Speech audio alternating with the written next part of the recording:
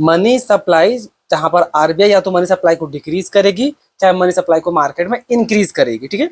अब ये करने के लिए उसके पास दो टूल होता है, एक है आपका क्वांटिटेटिव टूल्स और एक होता है आपका क्वालिटेटिव टूल्स। क्या आपको इन दोनों के बीच में डिफरेंस पता है कि क्वांटिटेटिव टूल्स किसको बोलते हैं और क्वालिटेटिव टूल्स किसको बोलते हैं?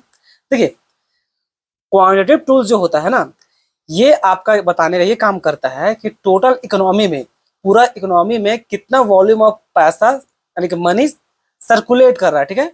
आसान भाषा में इसको हिंदी में अगर बोला जाए तो पूरा इकोनॉमी में कितना पैसा दौड़ रहा है।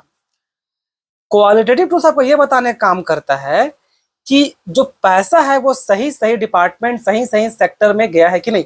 जैसे स्मॉल स्केल इंडस्ट्री में गया कि नहीं, आपका जो गांव है यानी कि रूरल एरिया में गया कि नहीं, अलग अलग क्षेत्र में पैसा जा रहा है कि नहीं, ये बताने का काम करता है कौन? Qualitative tools. अब क्वांटिटेटिव टूल्स में एक और डिफरेंस देख लीजिए। क्वांटिटेटिव टूल्स में जो होता है वो मेनली इन्फ्लेशन को कंट्रोल करने के लिए होता है, ठीक है। और जो ये आपका ये जो क्वालिटेटिव टूल्स है, ये तो आपको बताएं अलग अलग सेक्टर में सही से पैसा पहुंचा कि नहीं। और इन दोनों का एग्जांपल आपको पता ही होगा कि क्वांटिटेटिव टूल्स में ही आपका bank rate, repo rate, open market operation, ये सब उसी में आता है, ठीक है। क्वालिटेटिव टूल्स में आपका आता है मार्जिन रिक्वायरमेंट, आपका मोरल सुएसन, सेलेक्टिव क्रेडिट कंट्रोल, ये सब आपका क्वालिटेटिव टूल्स में आता है। तो ये कुछ डिफरेंस था बच्चों, हमको लगा आपको भी जानना चाहिए। धन्यवाद।